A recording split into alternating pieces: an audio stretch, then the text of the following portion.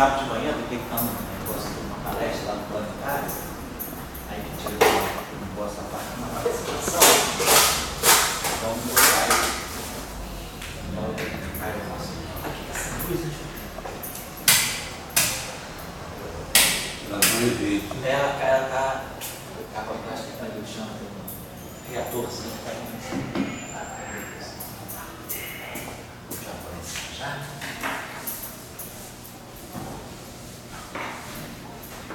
Oi, Luiz, bom dia.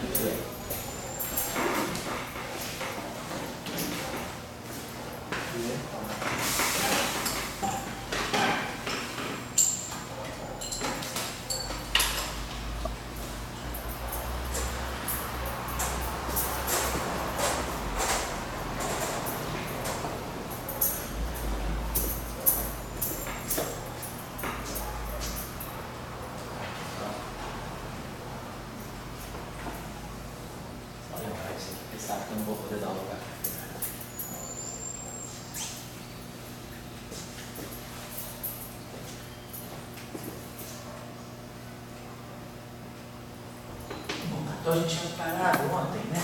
A gente tinha. Vamos começar, né, José? Então ontem a gente tinha terminado exatamente na parte dos espinhos, tá certo? E falado quer dizer, trabalhado um pouquinho a questão da representação, saber localizar a representação, né, do campo que a gente está considerando. Então, desde que terminei a aula, dando o exemplo, né, do campo de espinho 3,5, então se nós tivermos um campo, né, que tenha um índice espacial e um índice espinorial, então a gente se pergunta qual é a representação, como é que eu acho o gerador, como a gente fez esse exercício no final da aula. Né? Então, encontrar, né, na verdade, o gerador na representação. A representação irredutível. Né? Nós tínhamos lembrado por que nós precisamos disso, né? Porque o nosso tensor de espinho, basicamente, né, ele é L de ponto. E aqui entra o gerador daquela representação e aqui entra o φ. Né? Estava lembrado disso. Acho que tinha um fator I aqui. Então essa aqui foi o que a gente chamou do tensor de espinho. E esse gerador aqui, ele vai acoplar esse índice daqui com, vamos dizer, esse índice daqui. Então esse gerador é uma matriz e o elemento de matriz dele, né, ele faz esse acoplamento.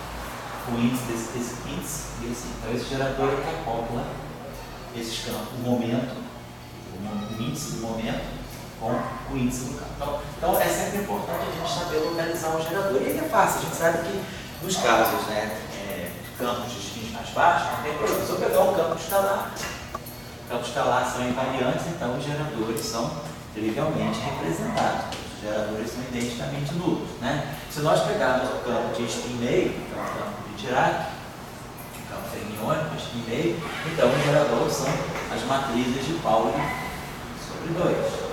Se nós pegarmos o campo vetorial em cima, né, os geradores, eles são essas matrizes G, né? Então, as matrizes G são tais que o elemento, a matriz GI, o elemento JK, ela é dada por menos I, I, JK. E aí a gente ontem deixou esse terminou falando do campo de espinho 3,5. Então, se eu pegar esse objeto aqui, o alfa, para eu ler o gerador, a melhor maneira de ler o gerador é fazer a transformação SO3, então a transformação SO3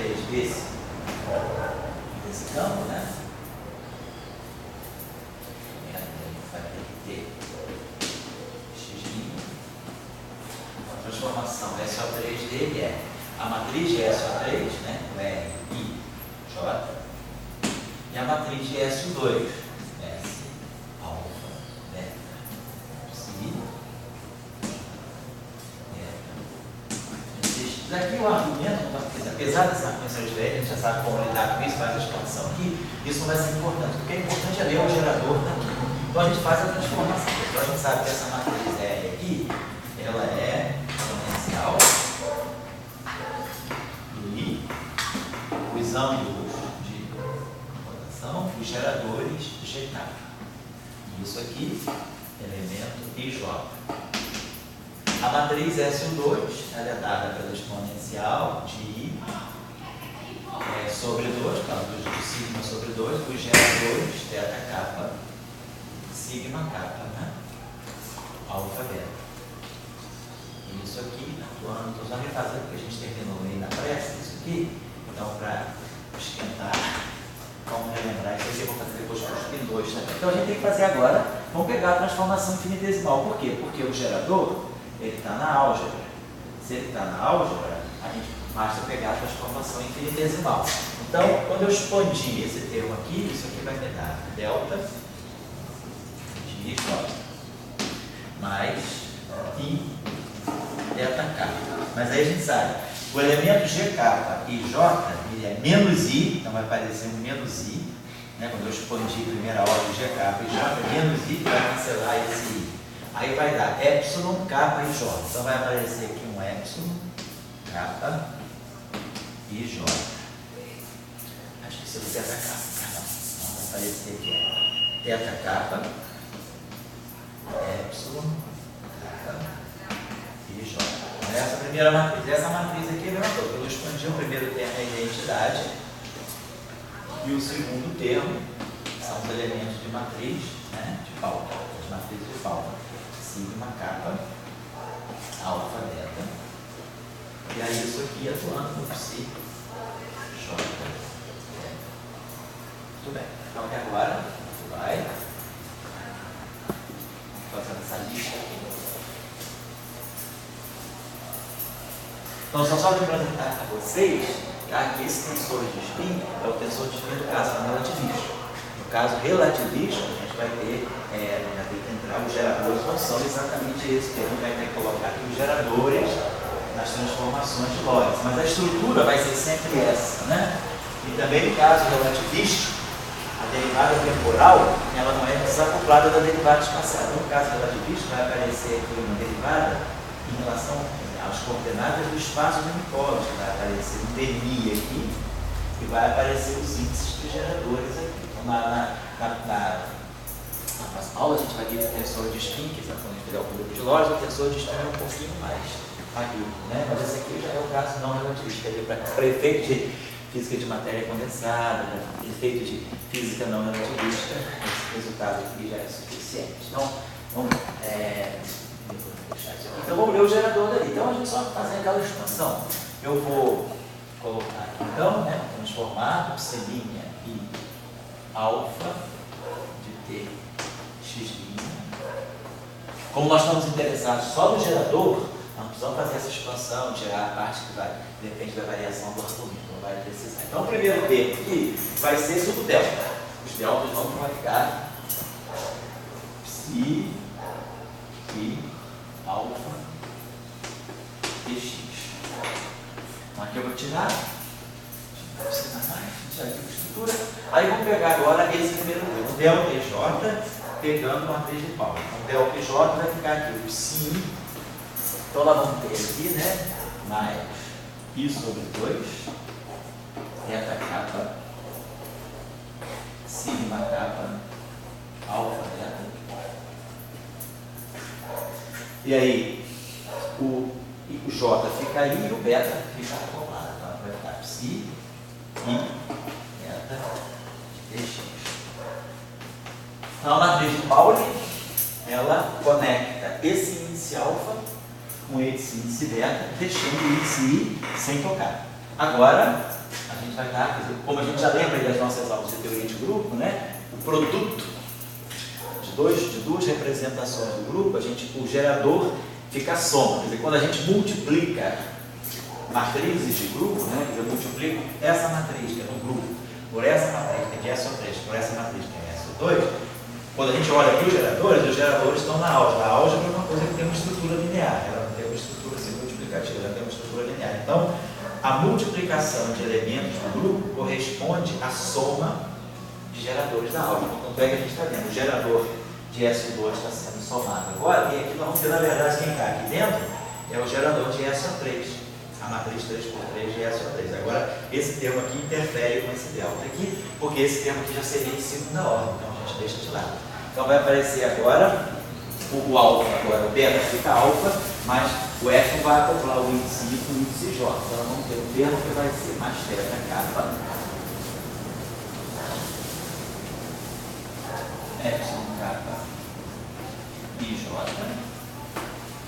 E aí, vamos ter o teta kappa, epsilon kappa IJ.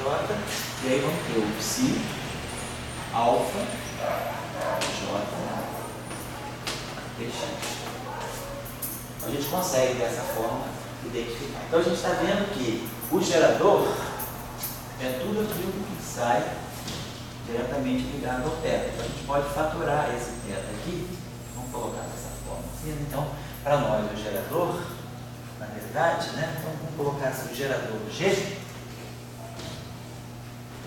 Pode até escrever assim. Ele vai ser o que é o coeficiente do θ. Então no lugar desse θ aqui, quer dizer, o primeiro a gente pode colocar esse carinha aqui. Quer dizer, vai ser esse θ kappa, então vai aparecer aqui um I sobre 2 sigma. Aliás, o I, né? Quer dizer, aqui o I ele está fatorado do gerador. Então a gente tira o I. Quer dizer, a gente vai, o gerador é o coeficiente do I θ. Então o coeficiente do I θ. Então o gerador vai ser 1/2 da matriz de Pauli mais. Agora eu preciso colocar um I aqui, quer dizer, o gerador, ele é sempre, a gente tem sempre que fatorar o I. Como esse termo aqui já está sem I, então significa que eu vou ter que fatorar o I. Eu teria que colocar um I aqui e um menos I aqui. Então ele apareceria assim, ó, menos I. Eu vou fatorar um I aqui, para poder ficar igual a esse. Botando um I aqui, eu tenho que colocar um menos I aqui. Então vai ficar, é como se fosse assim, menos I epsilon. Né? Vamos botar esse epsilon em forma matricial assim. Só para indicar que isso aqui é uma matriz, 3x3, uma matriz em 3 matrizes, epsilon kappa, epsilon 1, epsilon 2, epsilon 3, os elementos são IJ. A gente pode escrever genericamente desse modo, então se quiser, pode colocar aquele G. Porque a gente está vendo justamente isso aqui, que esse epsilon aqui, esse G aqui, né, o elemento dessa matriz aqui, que eu botei um I aqui, aqui vai ficar um menos I, exatamente. Então, esse menos I epsilon que está aqui, é justamente o G. Não. Na verdade, quando eu fatoro, né, o I, para poder ler o gerador, o I θ que me dá o gerador, aqui eu tenho I θ. Então, como eu não boto um I aqui, boto menos I aqui, vai ficar menos I epsilon. Mas menos I epsilon é justamente o gerador, a representação 3x3. Então, na verdade, o gerador é a soma, o gerador da representação 2 e o gerador da representação 3. Tá? Então, esse gerador aqui, a gente tem que entender dessa maneira. Essa matriz aqui é uma matriz G kappa, elemento IJ, que vale menos I epsilon. Então é assim que a gente tem que entender esse gerador. Toda a representação por ele, isso que acontece. Vou pegar então agora só um caso simples para finalizar, para completar o ciclo aí. Vamos pegar o, o campo de spin 2.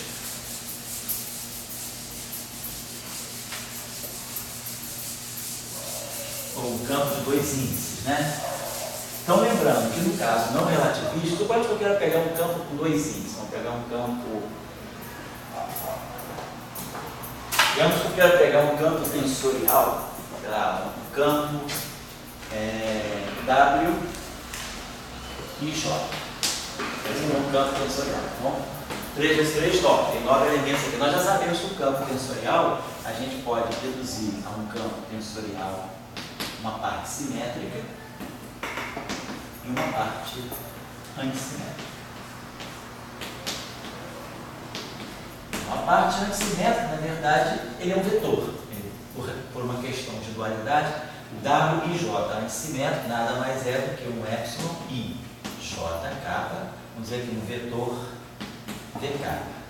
Então, esse aqui não nos interessa, porque a gente já sabe como localizar o vetor. O vetor a gente já sabe, a representação do vetor é essa matriz aqui.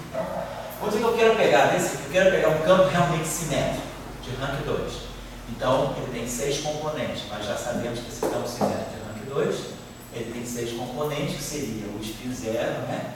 E o spin 1. E aqui a gente tem o spin 0 e tem o spin 2. E aqui a gente tem o spin 1, que é a parte antissimétrica. Aqui tem 1, inciso 6 e 3, 9, das 9 componentes. Então, vamos dizer que eu quero trabalhar com esse campo. Então, se a gente pegar o campo de rank 2, vamos deixar o traço, não precisa distrair o campo. Vamos pegar o campo completo. WIJ simétrico. DX. Então, a transformação de Lorentz dele vai ser R.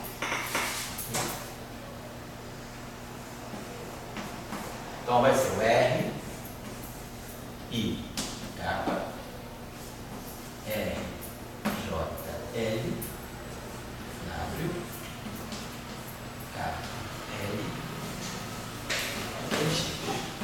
Aí, agora o exercício que você tem que fazer é o mesmo. Essa exponencial aqui tem um G, essa exponencial aqui tem um G, quer dizer, vai sair uma soma de 2 termos desse tipo aqui.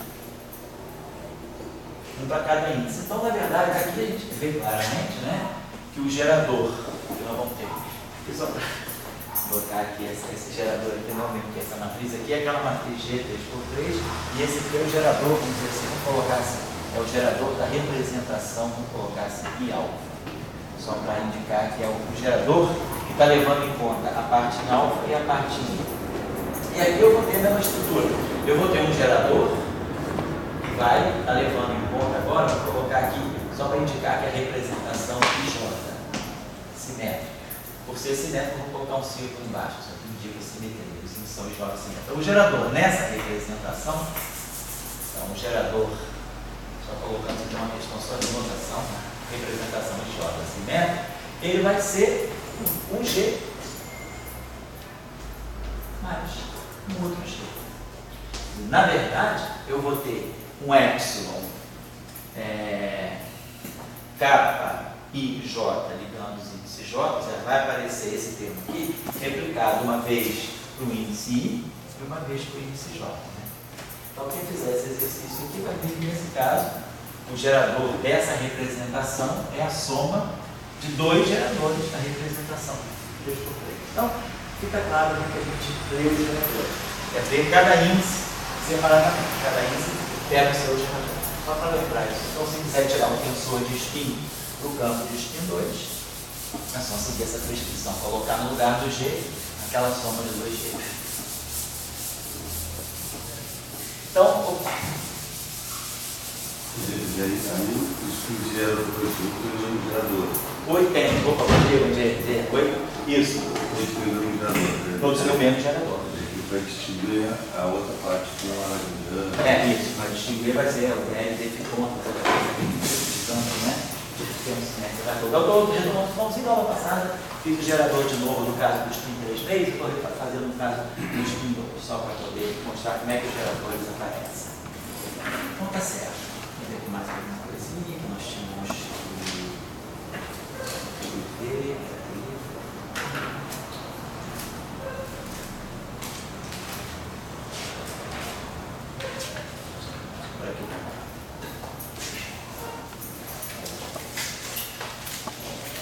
Bom, então vamos começar a ver agora um outro tipo, né, de transformação. Eu vou deixar para fazer a transformação de escala no curso, quando a gente, na parte do curso que a gente já fizer o campo relativista, né, colocar a transformação de escala quando a gente estiver trabalhando no espaço Minkowski. Vamos trabalhar agora então as simetrias chamadas internas. Né? A gente agora trabalhou com as simetrias espaço-temporais. Então, a gente trabalhou com as simetrias que seria a translação do tempo, né, que deu para nós a conservação da energia. Trabalhamos com a simetria, que é a translação espacial, que deu para nós a conservação do momento. Trabalhamos com a simetria da rotação, né, que deu para nós a conservação, né, isso aqui forma 3×3, deu para nós, quer dizer, as rotações levam para nós a conservação do chamado tensor de momento angular. Então, nós fizemos transformações, né, tipo espaço-temporais. Vamos fazer agora as transformações internas, as chamadas transformações internas. Então, a transformação interna são as transformações que não vão tocar nas coordenadas, mas vão tocar apenas no campo, né? No campo como uma função de TX. Então, vamos colocar aqui as simetrias internas.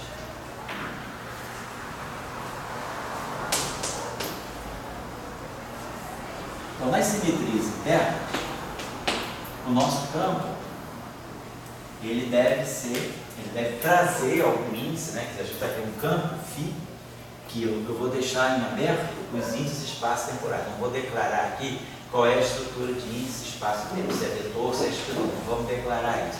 Vamos declarar apenas algum tipo de simetria que esse campo tem alguma índice que lembre-se que esse campo transforma segundo o multiplete de um certo grupo de simetria. Então, digamos que a gente coloca aqui um índice A. Vamos colocar só assim, um índice A. Então, meu campo é um φA de Tx, onde esse A aqui, então é um índice associado à simetria interna. Então, A é o índice, vamos colocar assim, né, de uma representação irredutível do grupo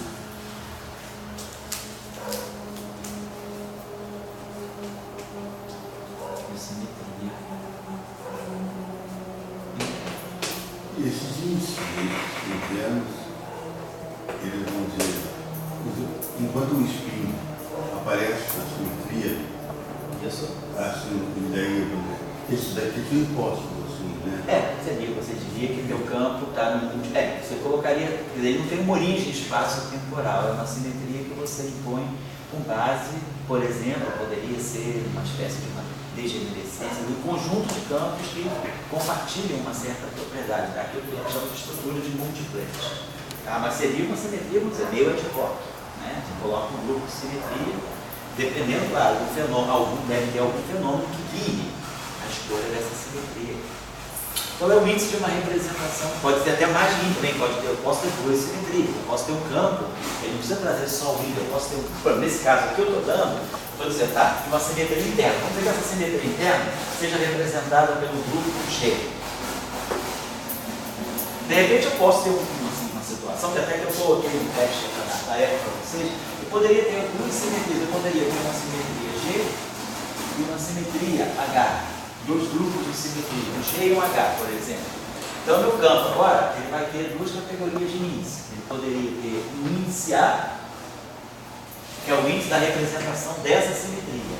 Mas, como eu tenho duas simetrias atuando contemporaneamente, então meu campo também vai ter que trazer um índice de uma representação de uma outra simetria. Por exemplo, poderia ser SO2 vezes SO3, poderia ser SO2 vezes O1. Então, vamos dizer, esse índice respeita essa primeira simetria e, por exemplo, o segundo índice vai respeitar a segunda simetria. Para não fazer confusão, vamos dizer que essa simetria H aqui, essa que tem índice A minúsculo e esse índice A maiúsculo aqui, seja, por exemplo, né, o índice desse grupo aqui. Então, significa que esse meu campo ele vai poder sofrer ele vai responder a duas simetrias. Nesse caso, está respondendo. Vamos fazer logo esse caso direto aqui, que é esse caso aqui, claro, incorpora aquele. Eu posso esquecer esse A e ficar naquele caso aqui. Então, significa que, olha, digamos que o meu grupo G, então meu campo vou botar assim, meu campo φ, onde vai sofrer essa transformação, φ de Tx. Né? Então, agora a transformação não atua nas coordenadas de espaço-temporário, só no espaço dos campos. Então, esse meu campo aqui, vou colocar assim, φ', né? Ele, em princípio, ele vai poder sofrer a ação de duas simetrias. Digamos que eu atue primeiro com a simetria G. Eu posso fazer as duas simetrias independentemente, faço uma e posto a outra, não precisa ser simultâneo. Então, digamos que eu faça a transformação G. Então, como é que ele responde a transformação G? Ele vai responder a transformação G através de uma matriz que representa esse grupo. Vamos dizer que essa matriz seja a matriz M. Então, eu vou ter uma matriz M, A, B, Φ, B,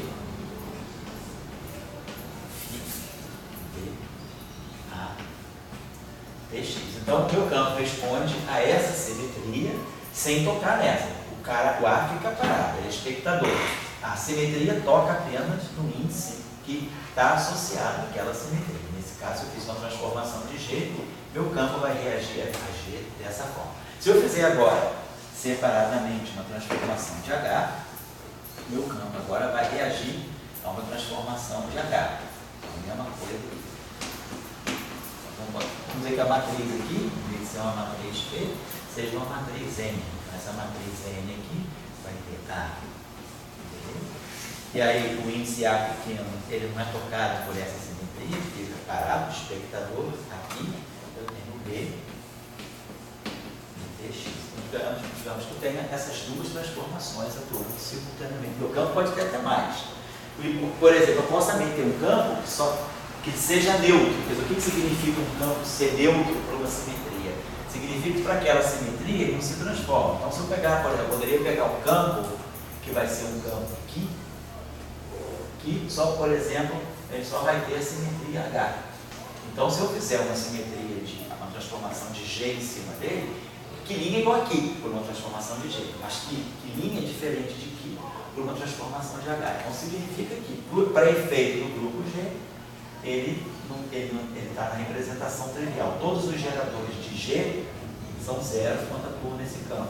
Os geradores de H. Depois eu vou fazer um exemplo, eu vou fazer um caso mais concreto.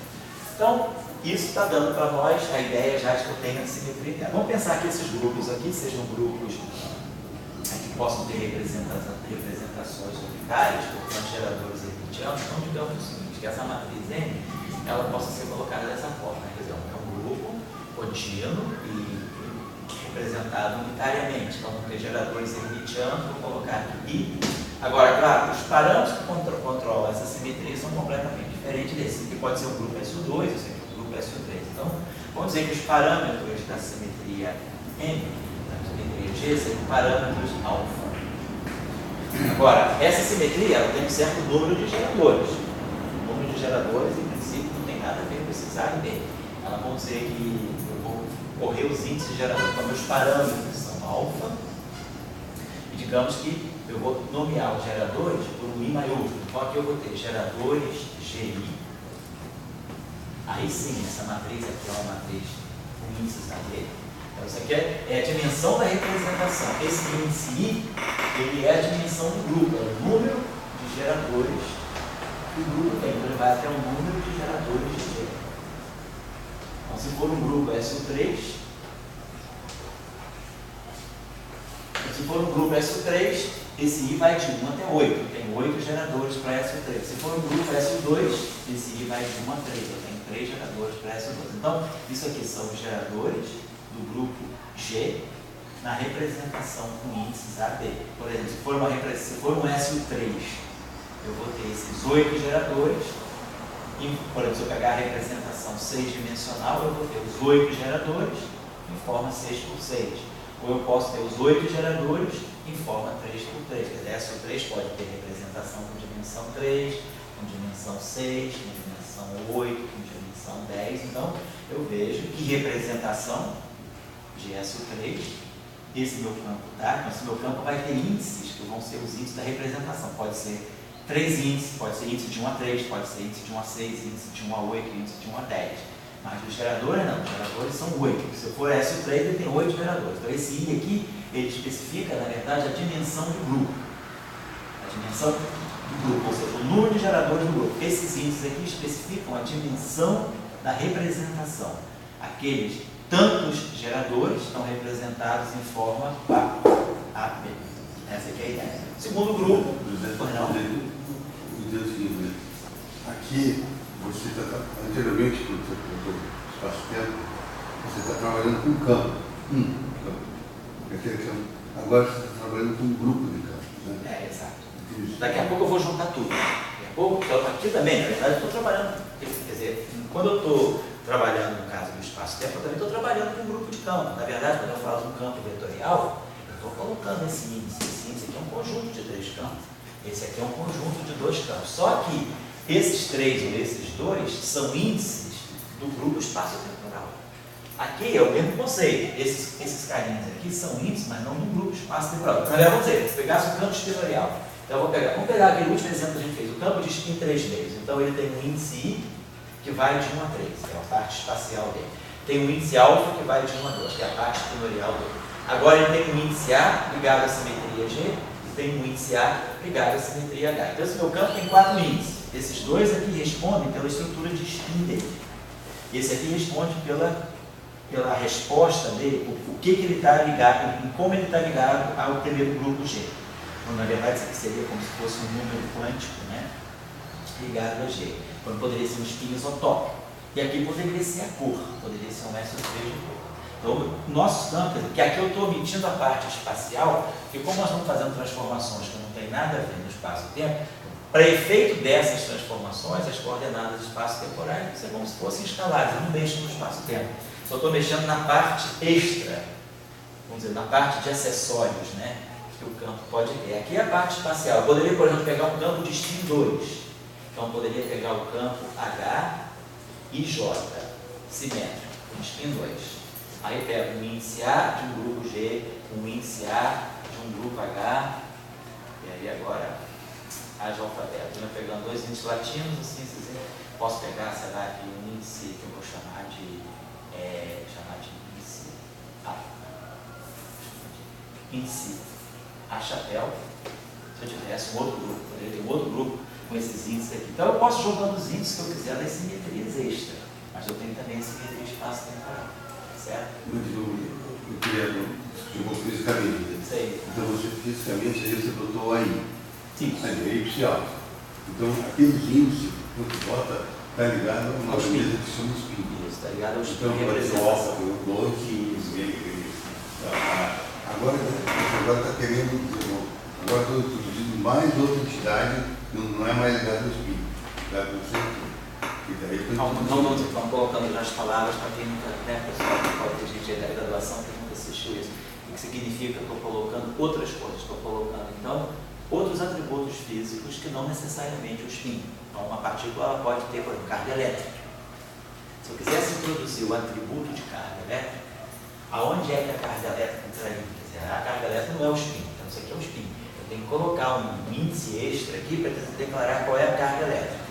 Mas aí essa carga elétrica, ela é uma resposta a que tipo de simetria, que grupo que eu estaria colocando para descrever a carga elétrica. Na verdade, a gente daqui a pouco vai falar que eu vou colocar o SO2 é equivalente ao 1, e aí a gente vai introduzir a carga elétrica. Mas vamos colocar isso, você vai dizer, meu campo, por exemplo, é um campo vetorial. Tem spin 1. Ele é neutro como fóton, ou ele é carregado como W mais? Quando eu quero descrever o W mais? Então eu vou descrever uma partícula que tem spin 1, que tem a carga elétrica positiva, por exemplo. Ela tem algum outro tipo de interação? Ela tem interação forte, ela não tem interação forte. Né? Vamos dizer que a gente estivesse falando de grande unificação. Eu tenho os Ws que tem também para o número quântico de cor. Então eu colocaria que ele responde a simetria de cor, por exemplo.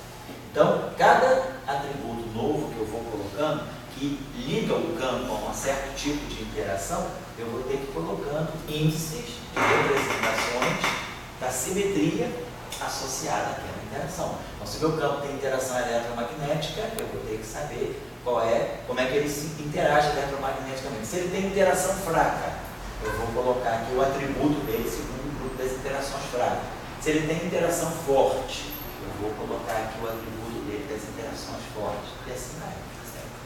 Se tiver uma quinta interação, né, vou colocar aqui o atributo dele segundo aquela interação. Certo? Então, esses índices extras, eles vão especificando outras qualidades do meu campo, né? Além das qualidades, né, do espaço temporal. Aqui é a mesma coisa. Então, vamos pegar uma representação, fazendo assim, pegar então uma representação unitária. Esse grupo aqui é um outro grupo, então os parâmetros já não são alfa, né? Vamos dizer que tem uma outra categoria de parâmetros, vamos chamar de parâmetros de natureza beta. E claro, a dimensão desse grupo não é necessariamente a dimensão desse. Então esse índice aqui, ele pode de uma outra forma. Vamos dizer que eu arranje, vamos chamar esses índices aqui, eu vou chamar de índice vamos chamar de um índice I chapéu, e geradores H Então esse índice I chapéu é um outro índice. Ele varia desde 1 até a dimensão de H. Então são quantos geradores o grupo H tem. E aí aqui é a mesma coisa. Agora, essas matrizes geradoras, essas tantas matrizes geradoras desse grupo vão ter índices H.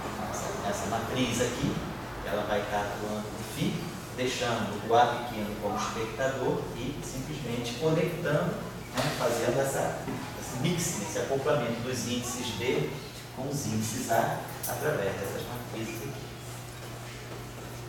Então aí a gente tira, né, claro, na verdade, se eu fizer a transformação infinitesimal, então nós vamos ver. Então esses geradores, né, a gente vai ter os geradores GI, já.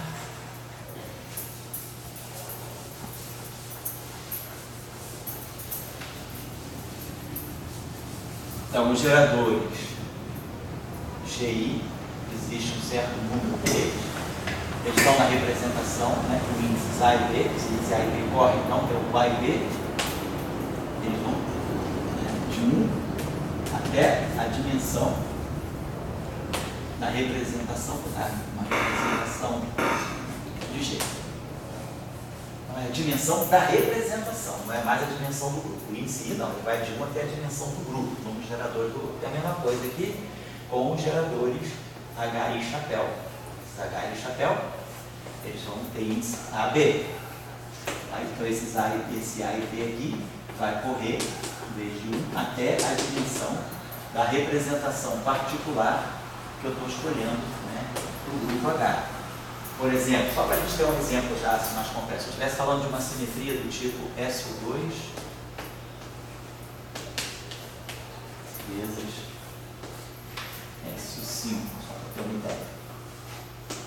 Digamos que eu estivesse falando da simetria SO2 vezes SO5. Então, meu campo, vamos dizer que eu pegue um campo de spin 3D. Então, eu vou pegar um campo psi e alfa. Então, aqui eu já declarei o spin dele. Agora, digamos que esse campo esteja em um quadruplete de SO2. Então, eu vou colocar aqui um índice A de SO2. E que ele esteja na representação adjunta de SO5. Vou colocar aqui esse A. Então, eu estou especificando agora. Esse índice A, ele pertence à representação de dimensão 4 de SO2. Qual é a dimensão 4 de SO2? É 2J mais 1 igual a 4. As dimensões de SO2 têm essa característica. A dimensionalidade é 2J mais 1. Se a representação é quadridimensional, é um quadruplete de SO2, o J é 3 meios. Então, nesse caso eu estou chamando de A. Então esse A aqui, esse índice A aqui, ele pertence à representação 3 meios, né? Que é a representação de dimensão 4 de SO2.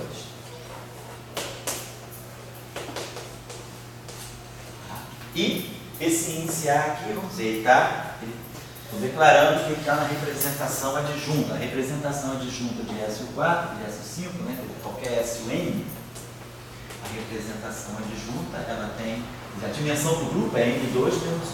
Então, SO5 tem 24 geradores. Vou pegar essa aí e pegar uma outra representação. Vou pegar a representação, vou pegar 5 vezes 5.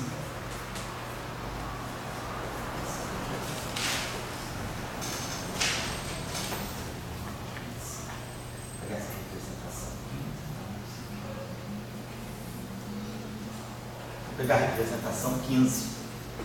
Representação de dimensão 15 de SO5.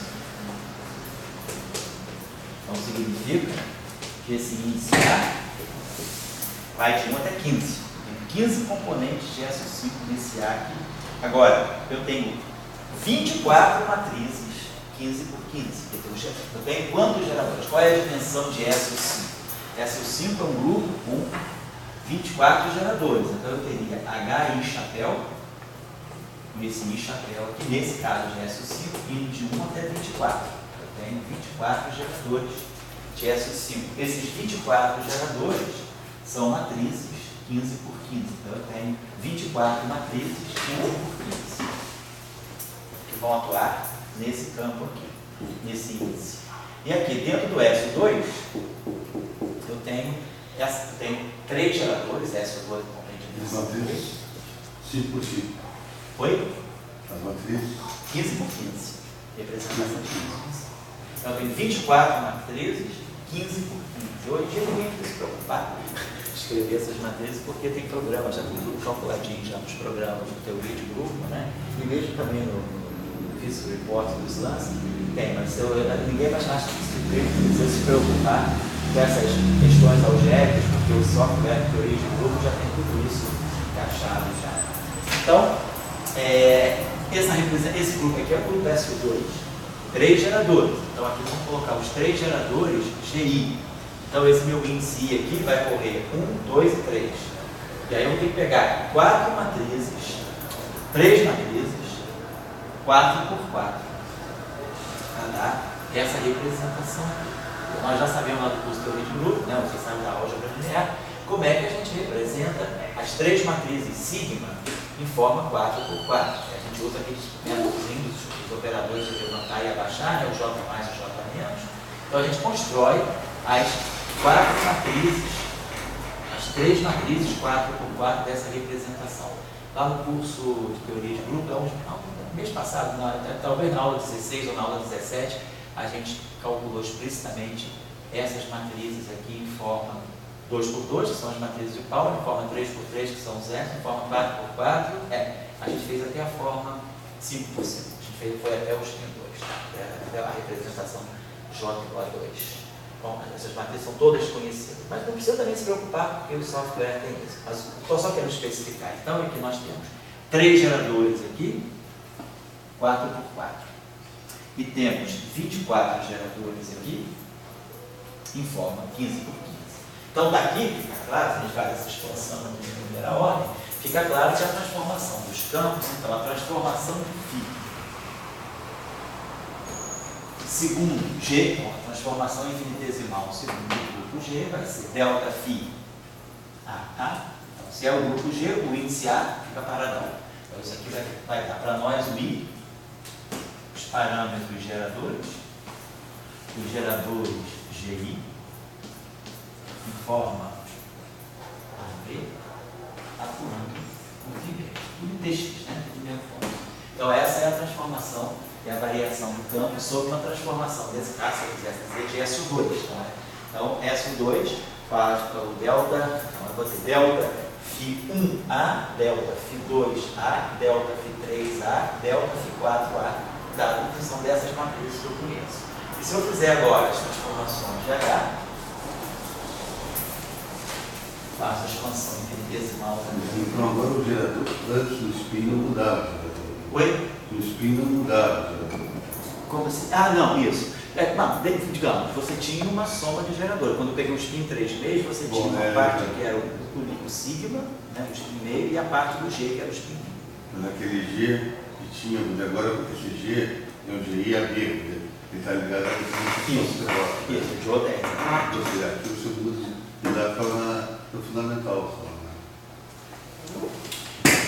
Então, eu acho que porque olha só, lá, vamos dizer assim, claro você tem é porque a gente estava. Se eu pegar esse campo que a gente pegou, como a gente pegou o H e J, no final da aula de hoje. Pegou aquele psi alfa também. Vamos pegar o psi. Então, quando a gente pegou o psi alfa, ele responde, esse campo sozinho, ele responde a SO3 de duas formas. Ele tem essa parte aqui, ela vai lida com o gerador G. E essa parte aqui vai lida com o gerador sigma subsequente. Mas esse gerador, se fosse só o do psi, mesmo grupo, mais simples, o psi, isso, tinha um gerador G, e esse gerador G era aquele gerador na representação fundamental. Isso, na representação fundamental não, na representação 3. A representação fundamental é 2 por 2. A mais baixa dimensão, quer dizer, para SO3, a gente começa com a representação, quer dizer, a gente tem o escalar, que é a representação unidimensional, depois tem o espinor, que é a representação bidimensional, depois a gente tem o vetor, que é a representação 3, tridimensional. A fundamental é essa. Então, tudo bem, mas se você pegasse esse ali, o psi alfa, você estaria com o teu G, uma matriz 2 por 2. Isso. Você pega o A, teria uma matriz 3 por 3. Isso, exato. Assim. Só isso. Agora aqui não, né? Aqui você já, a matriz do G, ela... São várias. São várias. Mas aqui também são várias, porque, quer dizer, na verdade eu tenho 3 matrizes, 3 por 3 aqui. Aqui eu tenho 3 matrizes, lá no S2, né, a gente fazia isso aqui, ó. O que aparecer? Exatamente isso aqui. Aparecia o I, θk, gerador gk, atuando em φ. Então, se o meu φ fosse um A, então aqui apareceria IJ a J. Se o meu φ fosse espinor, aparecia alfa, beta, psi, beta.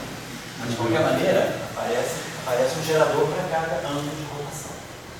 A pergunta é compara, bota no ar, e compara com o lado de cima. Se tivesse aqui do lado. E lá em cima, se também tivesse um A, se fosse um A, mas aí, comparando os dois geradores, qual é a diferença que tem entre eles? Estruturalmente nenhuma. A estrutura é essa. A estrutura é parâmetro,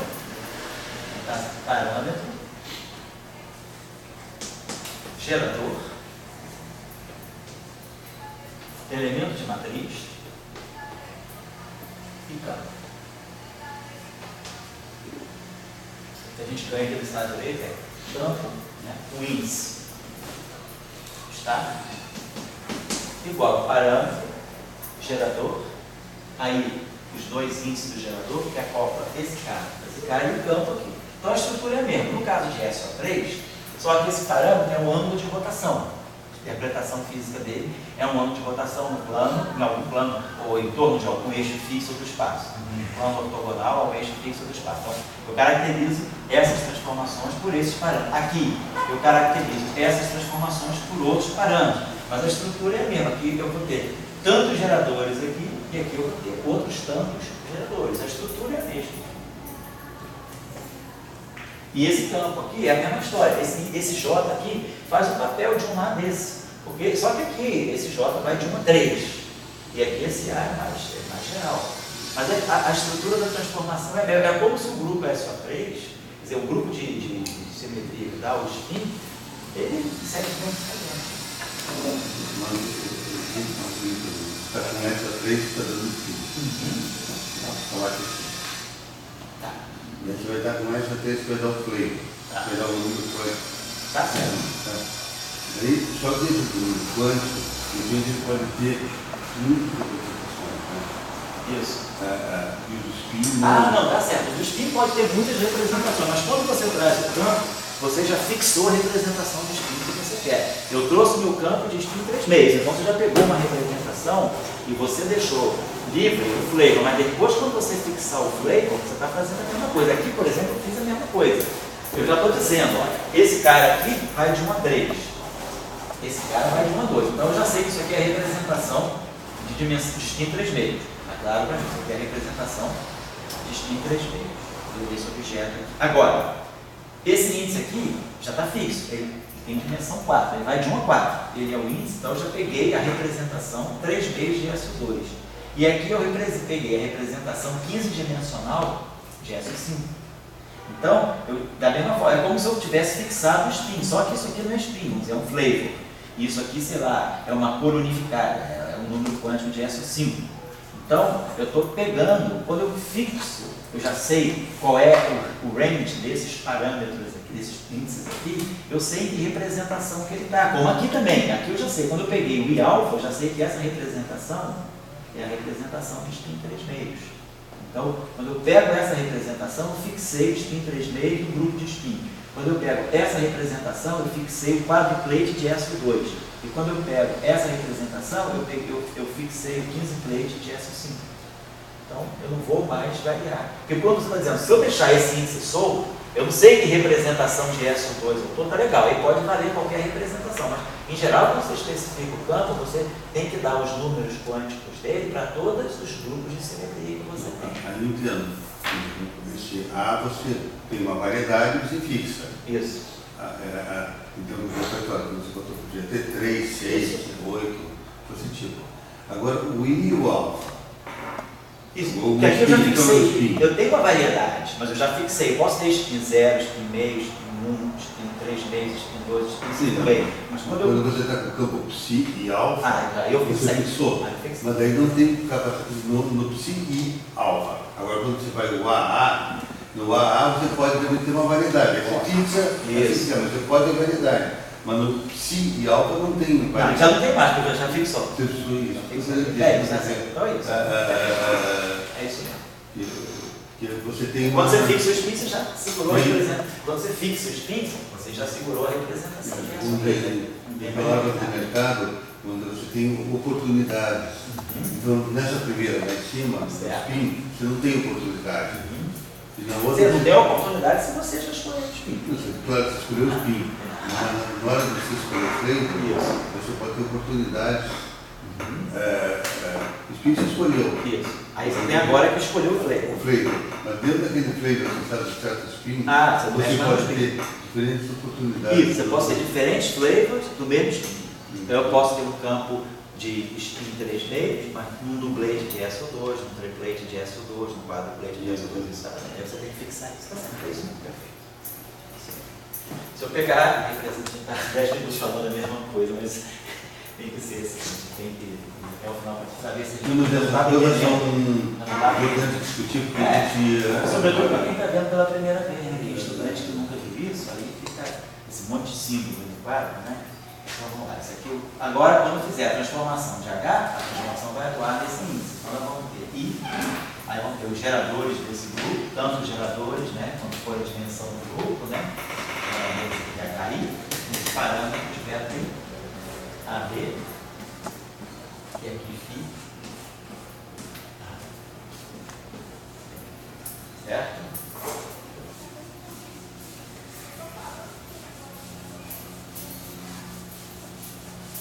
Então é isso aí. A gente pode, se eu quiser depois dar um terceiro grupo, posso dar. Vou depois dar um exemplo mais concreto, só para a gente poder começar agora a trabalhar. Bom, então vamos fazer o seguinte, vamos ver como é que fica o teorema de Noether aí. Nesse caso, eu não tenho nada com delta X, eu não tenho que mexer nos argumentos. É claro nesse caso, né? Essas simetrias são todas simetrias globais, né?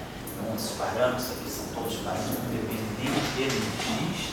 Então é claro que se eu pegar essa a variação da derivada do campo, nesse caso, das simetrias internas, como é o mesmo argumento, né? A variação das derivadas do campo, né? É a mesma coisa que a derivada da variação. Isso aqui não precisa nem provar que comuta, né? Como a gente fez ontem, não teve que provar que comuta porque a gente mexia no argumento, mas aqui eu não mexo no argumento. Então, se eu derivar aquela equação, a derivada, quando tem essa equação fininha, né? Igual a n, como se tudo aqui é constante, qualquer derivada que eu tirar aqui, eu passo para cá, e esse linha não tem nada a ver com x, então tudo comum. A mesma coisa vale para as derivadas espaciais. A derivada, a variação da derivada espacial do campo e a derivada da variação do campo. Então, se eu tenho essas simetrias, então a gente vai poder fazer. Eu tenho simetrias sobre. As simetrias são separadas. Quando a gente escreve o grupo de simetria, ele é dado por um produto cartesiano, significa que são duas simetrias, né? São dois espaços disjuntos, né? Assim, como a gente está vendo ali, a simetria G não tem nada a ver com a simetria H.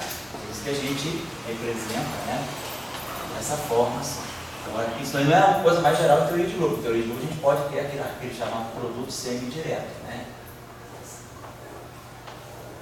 Isso aqui significa, nesse caso aqui significa que qualquer gerador daqui comuta com qualquer gerador daqui, não tem nenhuma interferência aqui. Significa que qualquer gerador que a gente está chamando de GI comuta com qualquer gerador que eu estou chamando de HI chapéu. Agora, quando o produto é semidireto, não.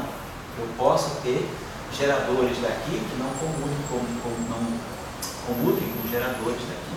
Então é a situação diferente. Mas, em geral, quando a gente escreve grupos de simetria, a gente tem simetrias, várias simetrias, a gente está sempre levando em conta essa estrutura. Cada simetria é independente, porque cada simetria está representando uma física, uma interação que não tem nada a ver com a outra. Aqui, por exemplo, a estrutura que aparece, isso aqui, por exemplo, é o grupo de Poincare. No grupo de Poincare, nós temos as transformações de Lorentz, no espaço Minkowski, nós temos as transformações SO1,3 e temos os geradores das translações. E aí, então, nós temos as translações do espaço de Minkowski. Aí a gente sabe que os geradores das rotações de Lorentz, eles não comutam entre si. Os geradores daqui, que são os momenta, eles comutam entre si. PI é igual a zero. Então, esses geradores comutam entre si. Esses geradores, né, daqui, sigma com sigma, dá sigma. Então, isso aqui forma um grupo à parte, isso aqui forma um grupo à parte. Porém, esse cara aqui tem índice vetorial. Se ele tem índice, ele sente essa rotação aqui. Então, esses geradores sigma com esses geradores P, dá geradores P. Então, eu tenho uma não comutatividade entre geradores que estão aqui e aqui. Se isso aqui fosse zero também, eu teria dois grupos completamente separados, mas quem está fazendo a ligação é o fato desses geradores responderem a esses geradores aqui através dessa relação de comutação. Então, é isso que a gente chama de um produto semi-direto de dois grupos. Mas no caso das simetrias internas, a gente geralmente pega sempre produtos diretos. Então, são produtos cartesianos nesse sentido. São dois espaços com físicas completamente distintas. Uma simetria não está sabendo da outra. Então, a gente, nesse caso aqui, se eu tenho mais simetria, eu vou ter que ver o que me dá simetria sobre G e o que me dá simetria sobre H. Eu não faço as duas simetrias juntas. Eu tenho uma lei de conservação para G e uma lei de conservação para H. Então, lembrando, né? A variação, então, nós queremos uma invariância do Lagrangiano. Então, usando de sempre. O Lagrangiano depende dos campos. E os campos variam. O Lagrangiano depende das derivadas dos temporais dos campos. Né? E aí eu tenho a variação, né, do Ficon. E o nosso Lagrangiano depende também das derivadas espaciais primeiras dos campos. E aqui eu boto. No espaço de Minkowski, eu vou fazer tudo com derivada segunda. Eu vou fazer já um formalismo unificado para derivada primeira e derivada segunda, mas eu vou deixar para fazer isso direto no espaço de Minkowski. Aqui eu vou fazendo separado, para a gente não confundir muitas coisas, a gente compreender essa ideia. Beleza, agora lembrando que isso aqui é a mesma coisa do DDT do delta φ. Lembrando que isso aqui é o DI do delta φ. E lembrando que aqui a gente usa as equações de Euler-Lagrange, substitui isso aqui pelas equações de Euler-Lagrange, isso aqui vai me dar um DDT de DL e de Ficon, então esse termo aqui vai juntar com esse, então nós vamos ter, né, para qualquer. Então nós vamos ter uma estrutura geral para que nós chamamos o teorema de Miller para qualquer simetria. Vai valer para o G, vai valer para o H. Basicamente a estrutura da equação é essa aqui, DDT de novo, do DL de Ficon, sempre a derivada temporal, né? Sempre a parte de momento crucial para as leis de conservação. E aqui eu vou ter o delta φ mais a divergência desse objeto aqui.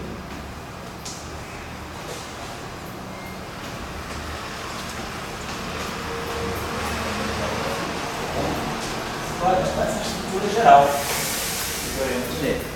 Então, nós temos aqui alguma coisa que nós vamos interpretar como uma densidade, e aqui nós temos uma corrente, né? Tem um índice I aqui, então nós temos uma corrente que está dando o fluxo, né, da grandeza que está representada por essa densidade. Então, a grandeza que é conservada, quando a gente integra isso, né, numa certa região de um volume infinito, suponho que os campos caem a zero no infinito, a gente tem a conservação dessa grandeza. Então, essa grandeza que é importante para nós é a densidade da grandeza que é conservada. Então, a gente tem essa grandeza aqui, que vai ser para nós DL de ponto delta φ.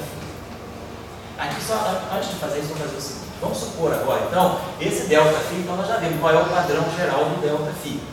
Dada uma transformação interna qualquer, quem é o delta φ? Nosso delta φ vai ser I, os parâmetros associados àquela tipo científica, os parâmetros do grupo, os geradores do grupo, vou colocar assim, atuando em fila. Eu não estou declarando os índices da representação, não estou deixando aquele A e B aqui em aberto para ficar uma equação em forma matricial. Vou imaginar que isso aqui é um vetor coluna, isso aqui são matrizes N por N, e isso aqui é um vetor coluna de N componentes. Então, isso aqui é a transformação de um grupo. Pode ser que vale tanto para G quanto para H. Se for H, é só colocar beta I chapéu, HI chapéu. Se for G, alfa I chapéu. Mas o que é importante é que a estrutura é essa. Então, como eu tinha falado para vocês, a variação do campo, ela segue esse padrão. I, parâmetro, gerador, campo. Né? E aí esse gerador, ele pega esse índice daqui e acopla com esse índice daqui. Então essa vai ser sempre a estrutura de uma simetria interna. E o teorema de Gödel vai sempre trabalhar com essa representação. Então, lembrando que esses parâmetros aqui não dependem nem de P e nem das coordenadas x e y, eu posso aqui dentro, né, então já imaginar que isso aqui vai ter um I, eu posso substituir aqui, vai ficar aqui o I, os geradores alfa I saíram, então vou ficar aqui os parâmetros alfa I saíram, então vai ficar G e φ. E a gente está vendo, é a mesma estrutura do spin. PL desse ponto, gerador, φ. Só que o gerador que a gente coloca aqui é o gerador do S3 distinto. Aqui eu estou colocando o gerador do grupo, e aqui é a mesma coisa. O alfa I vai sair, então vai aparecer aqui o GI atuando. Então a estrutura é bem característica, bem geral. Bom, aí é claro, se agora eu estou falando, né, do meu grupo, então, essa lei, então eu vou ter uma lei de conservação para cada gerador do grupo G e vou ter análise, se eu fizer a mesma coisa para o H agora, eu vou ter uma lei de conservação agora associada à simetria H. Ponto. Aqui quem vai entrar vão ser os geradores HI. Mais. Blá blá blá. Aqui, a densidade. Então, nós vamos identificar então uma densidade que vai carregar esse I. Ela vai carregar uma informação sobre a simetria. Vou ter uma densidade para cada gerador. Ou, no caso da simetria H, eu vou ter uma densidade para cada gerador. Então, o número de cargas, a densidade está associada à carga. O que é a carga? Carga é a integral volumétrica da densidade. Depende dos campos e das derivadas dos campos. Vou colocar assim, então, se eu integro essa grandeza aqui, eu estou tirando as cargas representadas em termos dos campos. Eu dou uma representação para as cargas daquela simetria em termos dos campos. Nós vamos ver daqui a pouco, vamos fazer isso para a carga elétrica. Como é que eu escrevo o objeto de carga elétrica em função dos campos carregados, certo?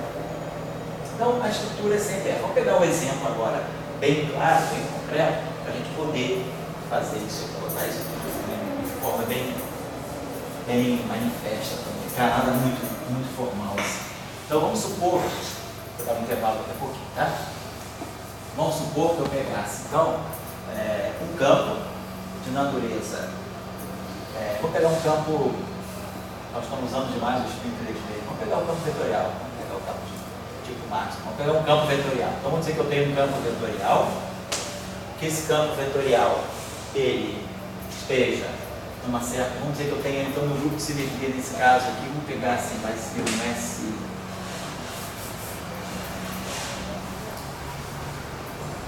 Porque eu tenho essa simetria, pegar um pouquinho diferente. Se eu tivesse uma simetria S3, vamos ver mesmo uma simetria simplética. SP.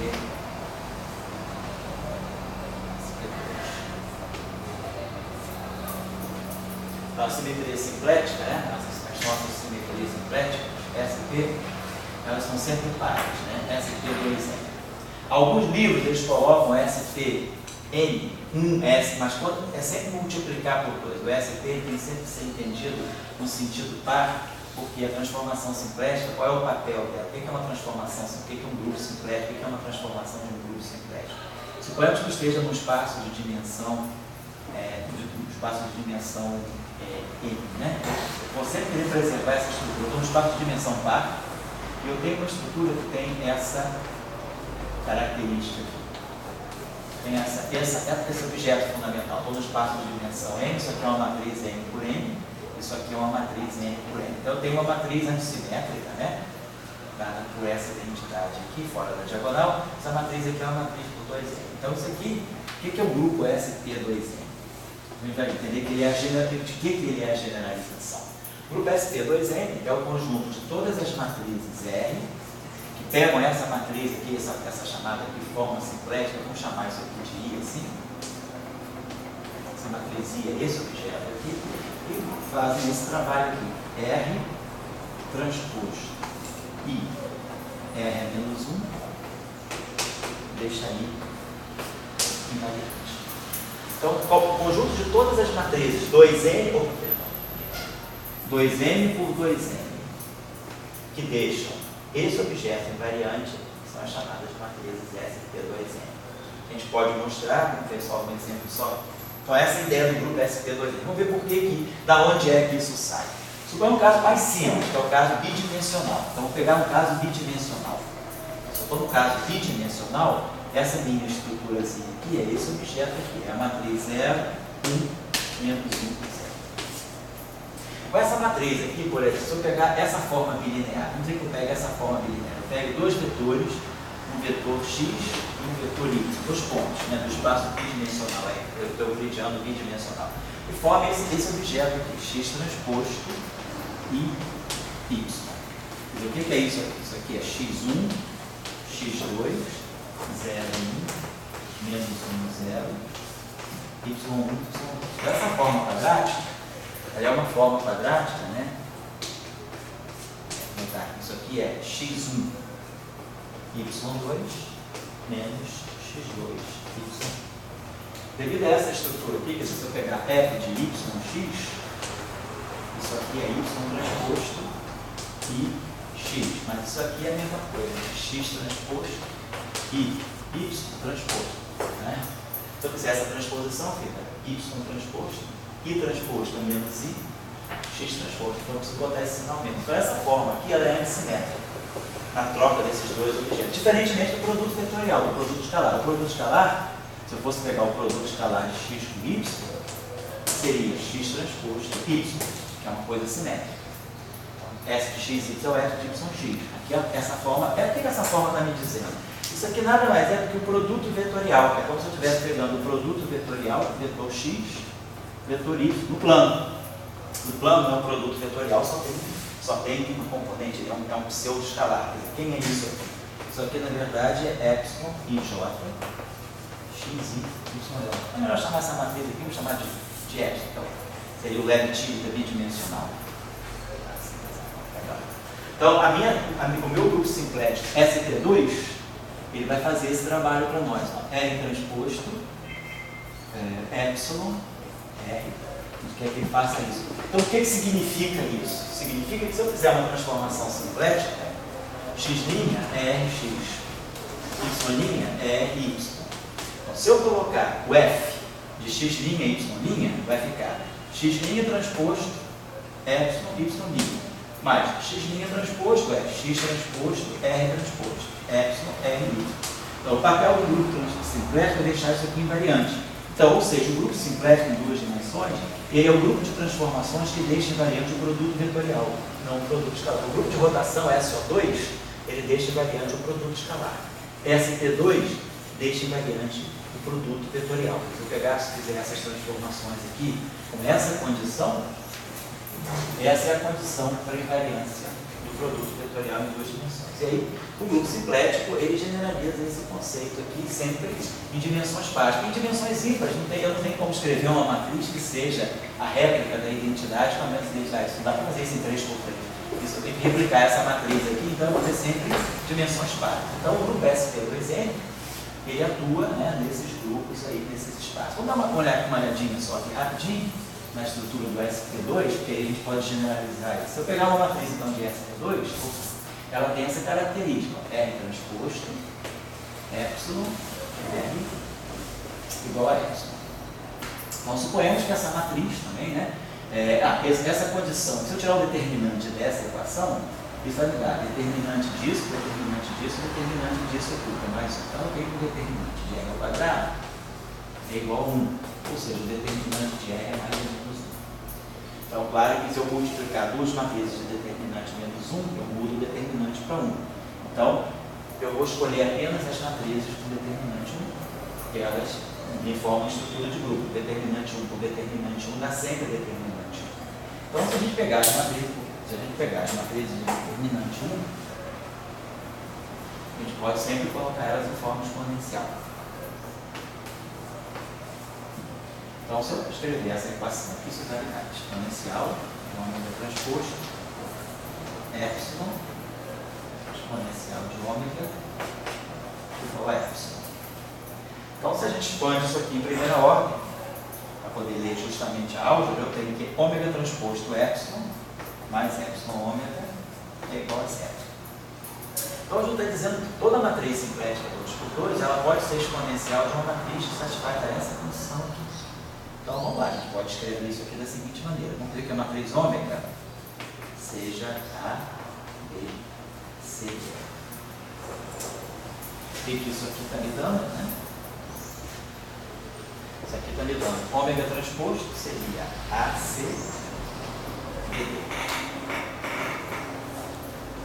E epsilon, 0, 1, menos 1, 0. Isso igual a menos epsilon, vou botar aqui 0, menos 1, 0, ABCD. Faz esse produtinho aqui, né? Essa equação aqui está me dizendo que menos C é igual a menos C. Não foi nada daqui. Depois, essa segunda equação está me dizendo que A é igual a menos B. Depois, essa aqui está me dizendo que menos D é igual a B, né? A, B, C, D. A, C, A, C está para cá, B. Então, deixa eu ver se eu fiz certinho isso aqui. Menos C igual a menos C. Então, depois C igual a C. A igual a menos D. Aí aqui, menos D igual a D. Depois, assim aqui vai dar B igual a B. Então, a estrutura da nossa matriz ômega, ela vai ser A, B, B igual a B, C igual a C. AB e o D igual a menos A. Tem três geradores, três parâmetros, né? A, B e A. A, B, C. Tá. Então, vamos ver que o A, B igual a menos A, C igual a menos B, besteirinha aqui. Deveria ter, a matriz ômega é A, B, C, D. Então, a transposta dela é AC, BD, 0, menos 1, 0, menos, então vai ficar 0, menos 1, 0, A, B, C, né? Então, tirou C igual a C, só para você ficar legal.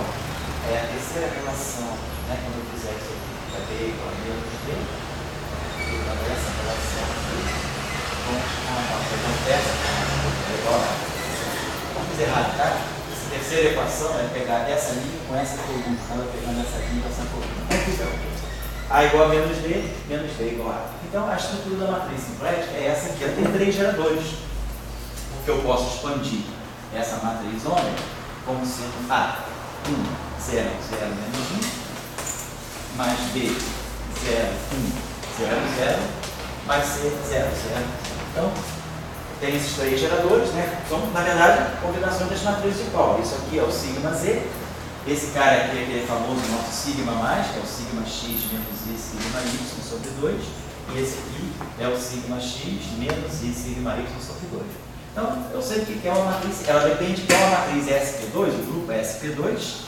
Foi para não. Essa relação que você acabou de apagar, como é que chegou a ela? Sai da relação do grupo, R transposto. Então, o que nós queremos como matriz sincrética, em duas dimensões, preserva essa estrutura. Isso aqui tem que ser, o grupo deixa invariante esse H. E aí eu falei, bom, se essa matriz tem determinante 1, ela pode ser exponencial de uma outra matriz. E aí eu jogo essa relação aqui e expando em primeira ordem ômega, porque quando você quer ler a álgebra, você fica em primeira ordem do gerador. E aí, em primeira ordem, com ômega, essa relação é aquela que ela está aqui, tá certo? Se a gente fizer a mesma coisa agora para o grupo SP, deixa eu apagar isso aqui. Então, nós vemos que o grupo SP2 ele tem três geradores, é como o S2. Vou pegar agora um grupo, então, esse... Ah, e outra coisa, será que esse grupo aqui, só para ter uma ideia, assim, a estrutura da matriz ficou essa aqui, ó, A, B, B menos A. Então, isso aqui é o ômega, né? Essa aqui é a estrutura da minha matriz ômega, certo? Então, a minha matriz S, ela é isso aqui, exponencial de ômega. Vamos só fazer a seguinte coisa, fazer a seguinte observação aqui. Vamos pegar essa relação aqui, ó, R transposto RR igual a R. E vamos pegar agora a matriz da álgebra, vamos pegar a matriz R. A matriz R, que é isso aqui, vamos dizer, vai ser para nós uma matriz X, vamos chamar aqui de alfa, beta, gama, delta. Se eu exponencio essa matriz aqui, eu tenho que ganhar uma matriz alfa, beta, gama, delta. Mas que satisfaz a essa condição aqui. Vamos colocar essa condição aqui. Vai ficar alfa, gama, alfa, gama, beta, delta. Aqui nós vamos ter 0, menos 1, 0. Aqui nós vamos ter alfa, beta, delta. Estou colocando agora a condição de SP2 mesmo em cima, a condição de SP2 em cima do R. Eu já entendi que esse R é ômega. Ele depende de 3 parâmetros e já sei até quem são os geradores. São as matrizes sigma Z, sigma mais e sigma menos. Então eu posso sempre expandir esse ômega aqui como sendo um parâmetro vezes sigma Z, mais um parâmetro vezes sigma mais, um parâmetro vezes sigma menos. Então é a estrutura da álgebra. Vamos dar uma olhadinha na matriz do grupo só. Então se eu fizer esse cálculo aqui, isso aqui dá para nós gama, delta, menos alfa, menos delta. Então o primeiro termo lá vai ficar alfa, gama, menos gama, alfa igual a zero. Então beleza, zero igual a zero. O segundo termo vai ficar alfa, delta, menos beta, gama, igual a 1. Estou fazendo isso aqui, né? Isso vezes isso dá zero. Alfa, gama, menos gama, alfa. Zero igual a zero. Isso vezes isso. Alfa, delta, menos beta, gama igual a 1. Se eu fizer esse aqui agora, vai ser o contrário. Vai ficar beta, gama, menos alfa, delta. Vai dar menos 1, que é a mesma equação. E a outra equação dá zero igual a zero. Então sai essa condição aqui. Então se eu pegar uma matriz simplética, matriz mesmo agora, não a álgebra, mas a